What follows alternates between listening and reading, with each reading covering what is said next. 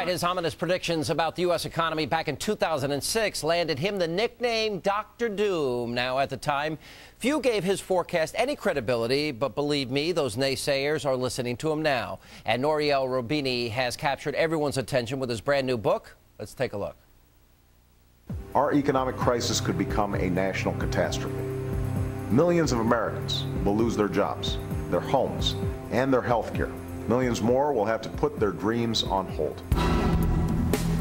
Banks are going under, businesses closing, millions of Americans losing their jobs, and the world market crumbling. This is literally the worst financial crisis that the United States and advanced economies, and soon enough probably even emerging market, have faced in a long time. I would argue the worst financial crisis since the Great Depression. Now, many people didn't see it coming, but Nouriel Roubini predicted that a deep global recession was imminent back in 2006. Now, after his dark forecast, Roubini was quickly nicknamed Dr. Doom by the financial community. Well, that is until all of his predictions started coming true. Now, Roubini warned of a once-in-a-lifetime housing bust, homeowners defaulting on mortgages, an oil price shock and decline in consumer confidence, all leading to a deep recession. In his new book, Crisis Economics, a crash course in the future of finance, Roubini offers several proposals for reforming our own financial system. Now, he lays out a plan to control the risky behavior of the, quote, too big to fail financial firms. He also describes how compensation reform is a must for bankers and traders. Crisis Economics examines not only how and why we entered this latest financial downturn, but how we can foresee and even avoid a future economic disaster.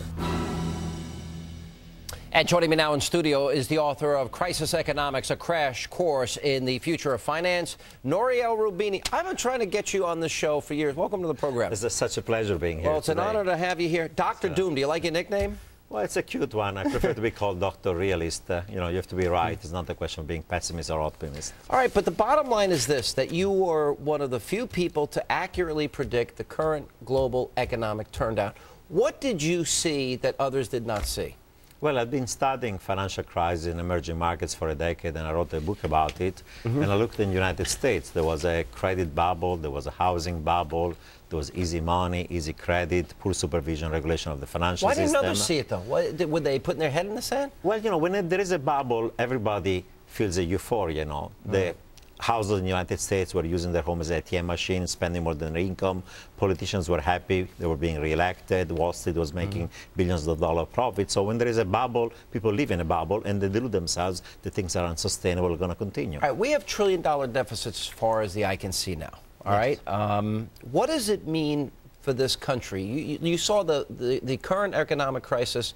What do you see in your crystal ball now as you look at things?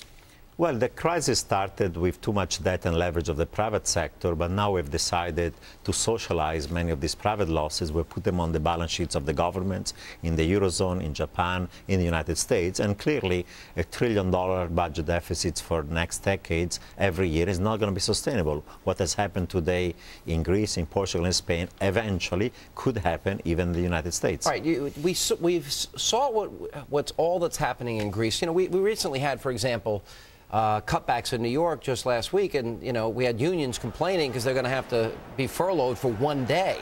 California's headed to bankruptcy. New York, look at the fiscal measures that the New Jersey governor is putting in place here. What we see in Greece, what we're seeing on our screen, can that happen here in America? Can we see that happening one day here? Well, we could have serious problems because, first of all, we have the debt and deficit of the federal government. Then we have many state and local governments that are near bankrupt. Then we have implicit liabilities coming from unfunded cost of Social Security and Medicare and other programs. And then we have also unfunded liabilities of state and local pension programs for the public employees. You add it all together, between the official debt and the implicit debt, we're speaking about trillions and trillions of dollars of deficit and debt. You're talking about liabilities. Social Security is in the red this year. We've got 50% of Americans now that are not paying any income tax. Half are paying, half are not paying.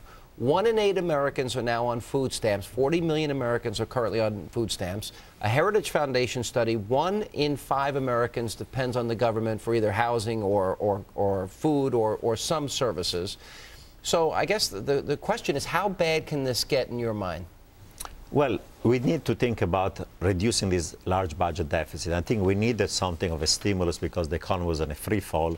Private demand was collapsing, so some stimulus in the short run was necessary. Otherwise, this great recession would have ended up in a near depression. We learned that lesson from Japan, from the Great Depression. But right now, if we don't eventually control spending and reduce it and also raise revenues and reduce this budget deficit, eventually we're going to have a fiscal train wreck. Or if we decide to print money and monetize it, we're going to end up with high inflation. Yeah, all right, but Japan had a lost decade, though. I mean, Japan tried a series of stimulus, one after another after another. I think 8 or 9 total. You would know more than I, but they kept trying a stimulus, and they never fully, completely recovered from their downturn. Is that something that we could see in America, that we go 10, 15, 20 years without the economic recovery, job creation? The president said if we face catastrophe if we don't pass the stimulus, and unemployment wouldn't go above 8% if we do. Now it's 9.9%. We need to resolve this fiscal situation. Otherwise, if we don't do it, eventually either inflation or fiscal costs are going to lead to higher interest rates. That's going to lead to higher mortgage rates, higher borrowing costs for firms, and that's going to crowd out the recovery. Could have a double-dip recession or a stagnation. Hopefully, that's not going to happen. Hopefully, we're not going to make the same mistake we're done by Japan. For example, Japan kept zombie banks and zombie companies alive. If we don't go to the route of restructuring, we could get in trouble. But you used the word unsustainable, the amount of money we're spending. So my next question to you is, could America face another depression? I don't think we're going to face another depression, but we could face a period of time where economic growth is so low that it feels like a recession, even if we're technically out of a recession. And that will be very bad. All right, Mr. Roubini, thank you. Don't be a stranger. Come back. All right? It will be a pleasure coming back to your show. We appreciate it.